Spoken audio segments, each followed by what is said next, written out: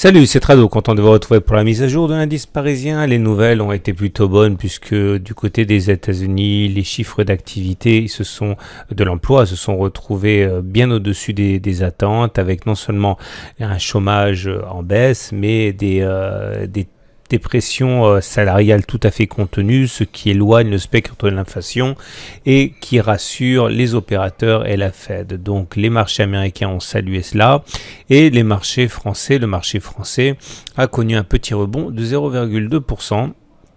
Qui est certes anecdotique, mais qui intervient sur des niveaux qui sont importants. Tout d'abord, vous voyez, on était sur un support hebdomadaire des 5500-5547. Ce support a été cassé à la hausse. Il a donc changé de polarité. Il était résistant, il est devenu support.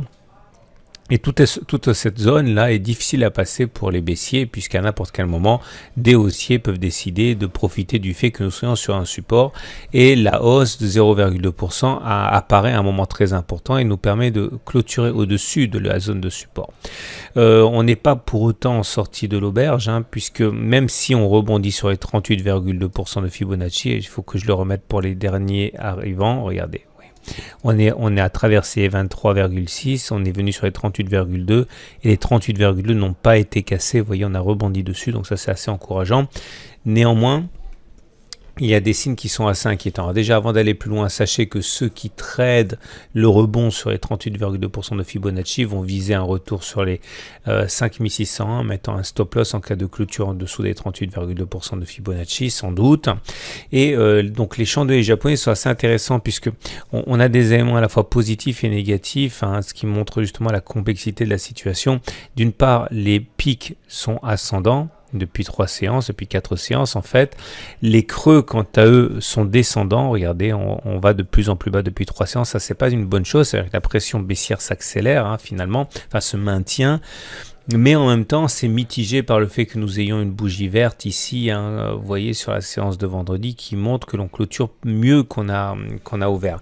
En juge de paix, j'ai envie de dire, nous avons une ligne de poussée. La ligne de poussée est une bougie rouge suivie d'une bougie verte qui clôture en dessous du niveau médian de la bougie rouge, mais avec une mèche qui permettait d'espérer de clôturer au-dessus. Bon, en tout cas, ça veut dire que c'est un signal qui est baissier, mais qui doit être impérativement confirmé par une bougie rouge lundi. Donc ça sera vraiment notre juge de paix. Si on a une bougie rouge, il y a de fortes chances pour qu'elle termine en dessous des 38,2% de Fibonacci, et ce qui permettrait également dans la foulée d'envisager un retour sur les 50% de Fibonacci. Et par contre, en cas d'invalidation, c'est-à-dire si on a une bougie verte là, ça corroborerait l'idée d'une continuation du rebond aussi. En tout cas, c'est très intéressant.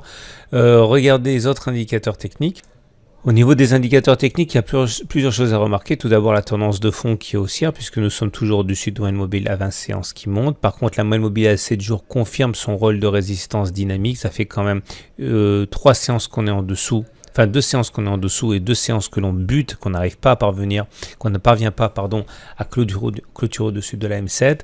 On remarque également que le SAR, ici, les petits points verts ont été cassés et il est exceptionnel après une cassure du SAR que l'on n'aille pas plus bas que le jour de la cassure du SAR. Clairement, bon, on va dire que c'est déjà fait quelque part avec cette bougie de vendredi qui descend plus bas que la bougie de jeudi, mais on peut s'attendre, et c'est mon scénario, à ce qu'il y ait un contact avec la M20. Notez également la Bollinger supérieure qui est déclinante. Ça, c'est un problème parce que quand elle descend comme ça, c'est une résistance plus difficile à passer que lorsque elle est fuyante, et ça sera donc une difficulté supplémentaire.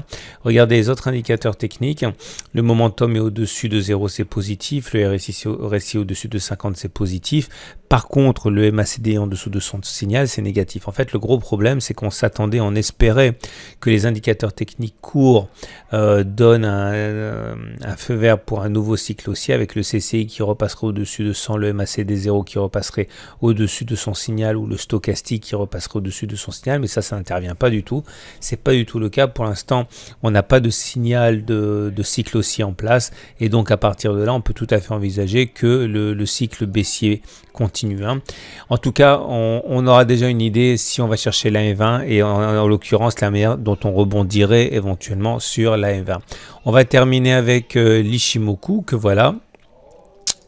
Et l'Ichimoku nous montre qu'on est toujours en tendance haussière puisqu'on est au-dessus d'un nuage qui monte. Par contre, vous noterez quand même que, et ça on le sait depuis la séance d'avant-hier, hein, que la Tenkan a été cassée, donc ça affaiblit la tendance haussière, hein. La Tenkan elle est au-dessus maintenant, donc la tendance est toujours haussière mais affaiblie. Il n'y a pas de quoi être alarmiste pour l'instant, mais il est vrai que c'est un coup de canif dans la tendance haussière au regard de l'Ichimoku. On retiendra de tout ça que pour l'instant, l'idée d'un rebond sur le support hebdomadaire des 5500-5547 est toujours envisageable. Certains le traderont, mais je pense qu'on ne pourra pas faire l'économie d'un retour sur la M20. Il ne faudra surtout pas la casser. Voilà. Je vous donne rendez-vous pour en savoir davantage sur la matrice de trading de l'indice sur le blog directement. Vous trouverez en fin de vidéo le lien qui vous permet de regarder l'analyse de moyen et de long terme. Est-ce que c'est le bon moment pour investir pour le moyen et long terme sur les indices? Voilà. À demain pour la mise à jour.